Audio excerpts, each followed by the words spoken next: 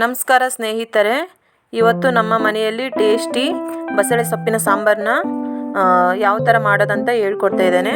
ಇವು ಮುದ್ದೆ, ಚಪಾತಿ, ರೊಟ್ಟಿ, ಅನ್ನದ ಜೊತೆ ತುಂಬ ಚೆನ್ನಾಗಿರುತ್ತೆ. ಇದು ಸಾಂಪ್ರದಾಯಿಕ ಸಾಂಬಾರು. ಇದು ಒಮ್ಮೆ ಮಾಡಿ ನೋಡಿ, ನಿಮಗೆ ಖಂಡಿತ ಇಷ್ಟವಾಗುತ್ತದೆ. ಈಗ ವಿಡಿಯೋನ ಶುರು ಮಾಡೋಣ. ನಮ್ಮ ಲೋಕ ಚಾನಲ್ನ ಯಾರ್ಯಾರು ಸಬ್ಸ್ಕ್ರೈಬ್ ಮಾಡ್ಕೊಂಡಿಲ್ಲ, ಸೊ ಎಲ್ಲರೂ ಸಬ್ಸ್ಕ್ರೈಬ್ ಮಾಡ್ಕೊಳ್ಳಿ, ಸಪೋರ್ಟ್ ಮಾಡಿ. ಈ ವಿಡಿಯೋ ಮತ್ತೆ ಸಿಗಲ್ಲ, ಸ್ಕಿಪ್ ಮಾಡ್ದೇ ವಿಡಿಯೋನ ನೋಡ್ಕೊಂಡು ಬನ್ನಿ. ಫಸ್ಟು ಆಯಿಲ್ನ ಹಾಕಬೇಕು ಬಾಣಲೆಯಲ್ಲಿ.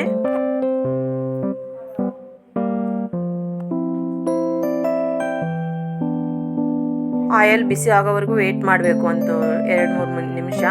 ಆಮೇಲೆ ಬೆಳ್ಳುಳ್ಳಿ, ಒಂದು ಫುಲ್ ಬೆಳ್ಳುಳ್ಳಿನ ತೊಗೊಂಡ್ಬಿಟ್ಟು ಚೆನ್ನಾಗಿ ಜಜ್ಕೊಂಡು ಇಟ್ಕೊಂಡಿರಬೇಕು.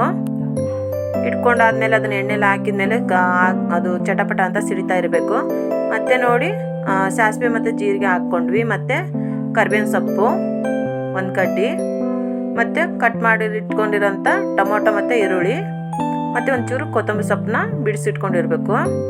ಇಲ್ಲಿ ನೋಡಿ, ಅದನ್ನೆಲ್ಲ ಟೊಮೊಟೊ ಮತ್ತು ಈರುಳ್ಳಿನ ಒಟ್ಟಿಗೆ ಹಾಕ್ಕೊಂಡು ಚೆನ್ನಾಗಿ ಅದು ಕುದೀತಾ ಇರಬೇಕು ಎಣ್ಣೆಯಲ್ಲಿ.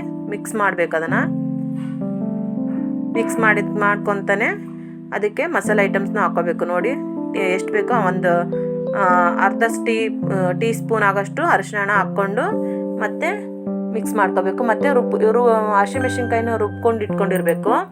ರುಬ್ಕೊಂಡು ಇಟ್ಕೋಂಥ ಹಸಿಮೆಣ್ಸಿನ್ಕಾಯಿನ ಹಾಕ್ಕೊಂಡ್ರೆ ಇನ್ನು ತುಂಬ ಚೆನ್ನಾಗಿರುತ್ತೆ. ಬಾಯಿಗೆ ಸಿಗಲ್ಲ, ಖಾರ ಅಂತ ಗೊತ್ತಾಗೋದಿಲ್ಲ. ಮಕ್ಕಳಿಗೆ ಆಯಿತು ಮನೇಲಿ ನೀವು ದೊಡ್ಡವರಾದರೂ ತಿನ್ಕೊಳ್ಳೋಕ್ಕೆ ಖಾರಾಗೆ ಅಷ್ಟೊಂದು ಏನು ಅನಿಸಲ್ಲ. ಇದು ನೋಡಿ, ಬಸಳೆ ಸೊಪ್ಪು ಈ ಥರ ಚಿಕ್ಕದಾಗಿ ಕಟ್ ಮಾಡಿಕೊಂಡು, ಮತ್ತು ಅದು ದಂಟು ಇರುತ್ತಲ್ಲ, ಆ ದಂಟು ನುಗ್ಗೆಕಾಯಿ ಟೈಪು ಕಟ್ ಮಾಡಿ ಇಟ್ಕೋಬೇಕು. ಅದನ್ನು ಅದರೊಳಗಡೆ ಹಾಕ್ಬಿಟ್ಟು ಚೆನ್ನಾಗಿ ಬಾಣಲಿಗೆ ಹಾಕ್ಬಿಟ್ಟು ಆಯಿಲಲ್ಲೇ ಫ್ರೈ ಮಾಡಬೇಕು ಮಸಾಲೆ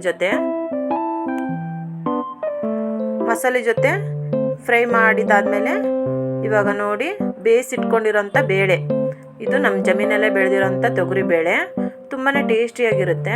ಈ ಥರ ಬೇಯಿಸಿಟ್ಕೋಬೇಕು. ಬೇಳೆನ ಬೇಯಿಸಿಟ್ಕೊಂಡಿರೋದನ್ನು ಅದಕ್ಕೆ ಮಿಕ್ಸ್ ಮಾಡಬೇಕು. ಬಾಣಲಿಗೆ ಹಾಕ್ಬಿಟ್ಟು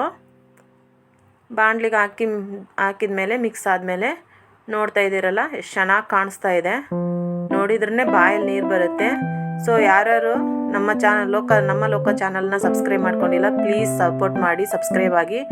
ನೋಡಿ, ಟೇಸ್ಟಿಗೆ ಎಷ್ಟು ಬೇಕೋ ಅಷ್ಟು ಉಪ್ಪನ್ನ ಹಾಕ್ಕೋಬೇಕು. ಹಾಕಿದಾದ್ಮೇಲೆ ಮತ್ತೆ ಮಿಕ್ಸ್ ಮಾಡಬೇಕು ಸ್ಪೂನಲ್ಲಿ. ಮಿಕ್ಸ್ ಆದಮೇಲೆ ಒಂದು 5 ನಿಮಿಷ ಬಿಟ್ಬಿಡಬೇಕು ಬೇಯೋಕ್ಕೆ. ಬೇಯ್ದ್ಮೇಲೆ ಅದೇ ಕುದಿ ಸ್ಟಾರ್ಟ್ ಆಗುತ್ತೆ. ನೋಡ್ತಾ ಇದ್ದೀರಲ್ಲ, ಆವಾಗೆ ಸಾಂಬಾರ್ ಪೌಡ್ರ್ ಬರುತ್ತಲ್ಲ, MTR ಸಾಂಬಾರ್ ಪೌಡ್ರನ್ನ ಹಾಕಿ ಸಾಂಬಾರಿಗೆ ತುಂಬ ಟೇಸ್ಟಿಯಾಗಿ ಬರುತ್ತೆ. ಮತ್ತೆ ಮಿಕ್ಸ್ ಮಾಡಿದ್ವಿ.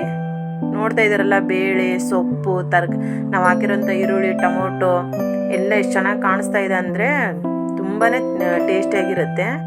ಮತ್ತು ಒಂದು 10-15 ನಿಮಿಷ ಬೇಯಿಸಕ್ಕೆ ಬಿಟ್ಬಿರಬೇಕು. ಬಿಟ್ಟಿದಾದ್ಮೇಲೆ ನೋಡ್ತಾ ಇದ್ದೀರಲ್ಲ ಯಾವ ಥರ ಕುದೀತಾ ಇದೆ ಅಂತ ಹೇಳ್ಬಿಟ್ಟು. ನೀವು ಸಹ ಇದೇ ಥರನೇ ಮನೇಲಿ ಟ್ರೈ ಮಾಡಿ, ಹೇಗಿದೆ ಅಂತ ಹೇಳ್ಬಿಟ್ಟು ಕಮೆಂಟ್ ಮಾಡಿ. ತುಂಬ ರುಚಿಕರವಾದ ಬಸಳೆ ಸೊಪ್ಪು ಮತ್ತು ತುಂಬ ಸುಲಭವಾಗಿ ಮಾಡೋದಂಥ ಬಸಳೆ ಸೊಪ್ಪು ಈಗ ನೋಡಿ ರೆಡಿ ಆಯಿತು. ಅನ್ನಕ್ಕೆ ಮತ್ತು ರಾಗಿ ಮುದ್ದೆಗೆ ಮತ್ತು ಚಪಾತಿಗೆ ಮತ್ತು ಜೋಳದ ರೊಟ್ಟಿಗೆ ಮತ್ತು ಪರೋಟ ಜೊತೆ ಎಲ್ಲ ರೈಸ್ ಐಟಮ್ಸ್ ಆಯಿತು, ಯಾವುದೇ ಆಯಿತು ಎಲ್ಲದಕ್ಕೂ ಯೂಸ್ ಮಾಡ್ಕೋಬೋದು. ತುಂಬಾ ಟೇಸ್ಟಿಯಾಗಿರುತ್ತೆ. ನೀವು ಸಹ ಮನೆಯಲ್ಲಿ ಟ್ರೈ ಮಾಡಿ. ಮತ್ತೆ ನೆಕ್ಸ್ಟ್ ವಿಡಿಯೋದಲ್ಲಿ ಸಿಗೋಣ. ಬಾಯ್.